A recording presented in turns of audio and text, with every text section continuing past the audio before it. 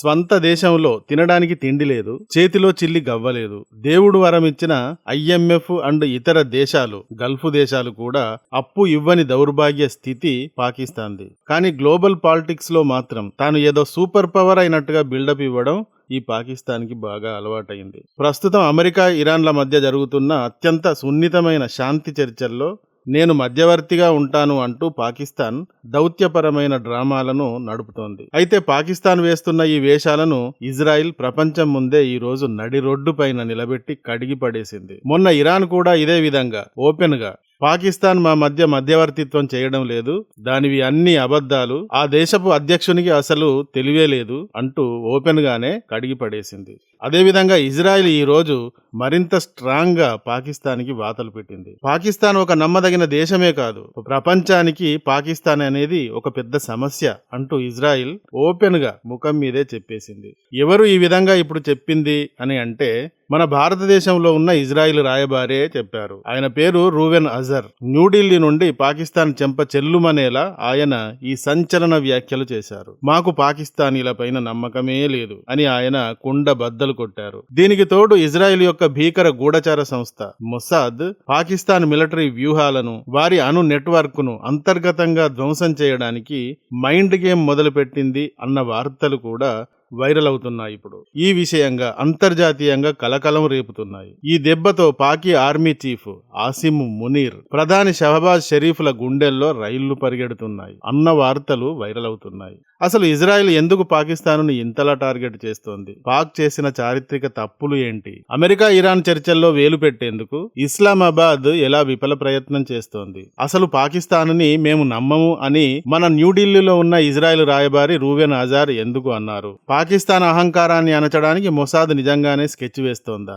అంతర్జాతీయ ఇంటెలిజెన్స్ వర్గాల్లో hot topic గా మారిన రహస్య ప్లాన్ ఏమిటి? అప్పుల కోసం అల్లాడే నీకు అగ్రరాజ్యాల మధ్య పెద్దరికం ఎందుకు అంటూ ఆర్మీ చీఫ్ ఆసిమ్ మునీర్ అంటూ ప్రధాని షహబాజ్ షరీఫ్లకు ఇజ్రాయెల్ ఎందుకు వార్నింగ్ ఇచ్చింది? 1947 నుండి నేటి వరకు ఇజ్రాయిల్ పాకిస్తాన్ కి సింహ స్వప్నం, దశాబ్దాల పగ, ముంబై దాడుల పాపం దీని వెనక ఉన్నాయి. ఈ మొత్తం విషయాలను గురించి ఈ వీడియోలో చూద్దాం. మిడిల్ ఈస్ట్ లో ఉద్రిక్తతలు తగ్గించడానికి అమెరికా, ఇరాన్ దేశాలు ప్రయత్నిస్తూ ఉంటే మధ్యలో దూరి పెద్ద మనిషి పాత్ర పోషించాలి అని పాకిస్తాన్ తెగ ఆరాట పడిపోతోంది. దీని వెనక ఉన్న కుట్ర ఏంటో తెలుసా? ముస్లిం ప్రపంచంలో ఏకైక అణుబాంబు ఉన్న దేశం పాకిస్తానే కాబట్టి పాకిస్తాన్ అనుకుంటుంది మాకు ఈ హక్కు ఉంది అంటూ. ఈ విధంగా ఇస్లామాబాద్ కలలు కంటూ ఉంటుంది. మా వద్ద అణుబాంబు ఉంది కాబట్టి మాకంటే ఎవరు గొప్ప, మాకంటే ఎవరు మధ్యవర్తిత్వం వహించగలిగేది అనుకుంటుంది. కానీ ఇజ్రాయిల్ ఈ నాటకానికి మొదటి నుండే చెక్ పెడుతోంది. ఎందుకు అంటే పాకిస్తాన్ చరిత్ర అంతా నమ్మక ద్రోహంతో కూడి ఉంటుంది. ఒకవైపు అమెరికా దగ్గర డాలర్లు భిక్షగా తీసుకుంటూనే మరోవైపు ఇరాన్ మద్దతుతో పనిచేసే ఉగ్రవాద ముఠాలకు తెర వెనుక ఆయుధాలను సరఫరా చేస్తూ ఉంటుంది. అన్ని విధాలుగా మద్దతు ఇస్తూ ఉంటుంది. ఇలా చేయడం పాకిస్తాన్ నైజం. ఇటువంటి ఉగ్రవాద స్పాన్సర్ దేశం మధ్యవర్తిగా వస్తే శాంతి మాట దేవుడెరుగు. మిడిల్ ఈస్ట్ మొత్తం అగ్నిగుండం అవుతుంది, అనేక రకాల సమస్యలు మొదలవుతాయి అని ఇజ్రాయెల్ గట్టిగా వాదిస్తోంది. ఇవి పాకిస్తాన్ దౌత్యం పైన ఇజ్రాయెల్ కొడుతున్న దెబ్బలు. భారతదేశంలో ఉన్న ఇజ్రాయెల్ రాయబారి రూవెన్ అజర్ చేసిన వ్యాఖ్యలు పాకిస్తాన్ కి ఇప్పుడు కంటి మీద కునుకు లేకుండా చేస్తున్నాయి. మాకు పాకిస్తానీల పైన నమ్మకం లేదు అని ఆయన స్పష్టంగా చెప్పారు.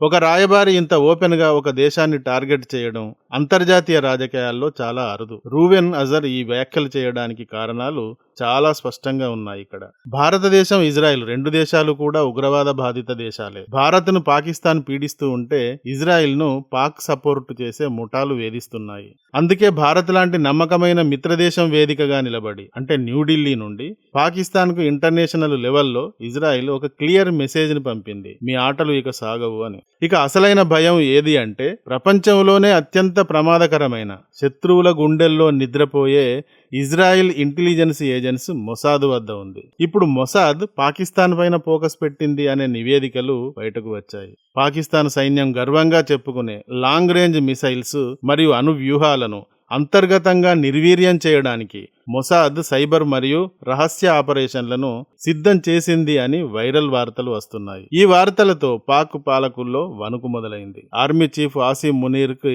తలనొప్పి మొదలైంది. ఇన్ని రోజులు భారత్ పై కుట్రలు చేయడంపైనే దృష్టి పెట్టిన ఆసిం మునీర్ కు ఇప్పుడు మొసాద్ రూపంలో ఎదురులేని బలమైన శత్రువు తలుపు తడుతున్నాడు. ఇజ్రాయెల్ ఇంటెలిజెన్స్ నెట్వర్క్ ను ఎదుర్కొనే దమ్ము, సాంకేతికత పాక్ సైన్యానికి లేదు అనేది బహిరంగ రహస్యం. ప్రధాని షహబాజ్ షరీఫ్ పరిస్థితి మరీ ఘోరం. ఒకవైపు అమెరికాలోని ఇజ్రాయెల్ అనుకూల లాబీ పాకిస్తాన్ కు అందాల్సిన ఆర్థిక ప్యాకేజీలను అడ్డుకుంటోంది. మరోవైపు దేశంలోని కట్టర్ ఉగ్రవాద ముఠాలు ఇజ్రాయెల్ పై యుద్ధం ప్రకటించాలి అంటూ షరీఫ్ ప్రభుత్వంపై ఒత్తిడి తెస్తున్నాయి. ఇటు మొసాద్ గండం, అటు దేశీయ ఉగ్రవాదుల సెగ మధ్యలో పాక్ పాలకులు నలిగిపోతున్నారు. అసలు ఇజ్రాయెల్ లాంటి టెక్నాలజికల్ సూపర్ పవర్ కు పాకిస్తాన్ ఎందుకు శత్రువుగా మారింది? ఎందుకు అంటే పాకిస్తాన్ మొదటి నుంచి ఇజ్రాయెల్ మనుగడను వ్యతిరేకిస్తూనే ఉంది. ప్రపంచంలో ఇజ్రాయెల్ ను ఒక దేశంగా గుర్తించని ఏకైక అనాగరిక దేశం ఏదైనా ఉంది అంటే అది పాకిస్తానే. ఇప్పటి వరకు ఇజ్రాయెల్ ని ఒక దేశంగా పాకిస్తాన్ గుర్తించలేదు. ప్రతి పాకిస్తాన్ పాస్పోర్టు పై ఈ పాస్పోర్టు ఇజ్రాయెల్ మినహా అన్ని దేశాలకు చెల్లుతుంది అని రాసి ఉండడమే వీరి శత్రుత్వ భావనకి నిదర్శనం. వీరికి ఇజ్రాయెల్ పైన ఎంత శత్రుత్వం ఉంది అనేది ఈ పాస్పోర్టు పైన రాసిన ఇజ్రాయెల్ మినహా అన్ని దేశాలకు ఇది చెల్లుతుంది అన్న మాటలే సాక్ష్యం. అంతేకాదు ఇజ్రాయెల్ పైన జరిగిన అరబ్ యుద్ధాలలో 1967, 1973లలో యుద్ధాలు జరిగాయి. పాకిస్తాన్ ఎయిర్ ఫోర్స్ పైలట్లు నేరుగా ఆ యుద్ధాలలో పాల్గొని ఇజ్రాయెల్ సైనికులపైన దాడులు చేశారు. పాకిస్తాన్ తయారు చేసిన అణుబాంబును కూడా భారత్తో పాటు ఇజ్రాయెల్ ను బెదిరించడానికే ఇస్లామిక్ బాంబుగా ప్రచారం చేశారు. పాకిస్తాన్ తయారు చేసిన అణుబాంబులు భారత్ ఒక్కదానికే కాకుండా ఇజ్రాయెల్ ను కూడా బెదిరించడానికి ఇస్లామిక్ బాంబుగా ప్రచారం చేసుకున్నారు. అన్నిటికంటే దారుణం 2008 ముంబై ఉగ్రవాద దాడులలో పాకిస్తాన్ స్పాన్సర్డ్ లష్కర్-ఏ తోయిబా ఉగ్రవాదులు ముంబైలోని యూదుల కేంద్రమైన నారిమన్ హౌస్ పైన దాడి చేసి నిరపరాధులైన యూదులను, గర్భిణీ స్త్రీలను క్రూరంగా కాల్చి చంపారు. ఆ రోజు పాకిస్తాన్ చేసిన పాపానికి ఇజ్రాయెల్ నేటికీ పాకిస్తాన్ను క్షమించలేకపోతోంది. శత్రువును ఏ దేశంలో ఉన్నా వెతికి పట్టుకుని వేటాడడం ఇజ్రాయెల్ స్టైల్. ఆ లిస్టులో ఇప్పుడు పాకిస్తాన్ టాప్ లో ఉంది. సమీకరణలు చూస్తే పాకిస్తాన్ వేస్తున్న వేషాలు, ఆడుతున్న డబుల్ గేమ్స్ ఇకపైన అంతర్జాతీయంగా సాగవు.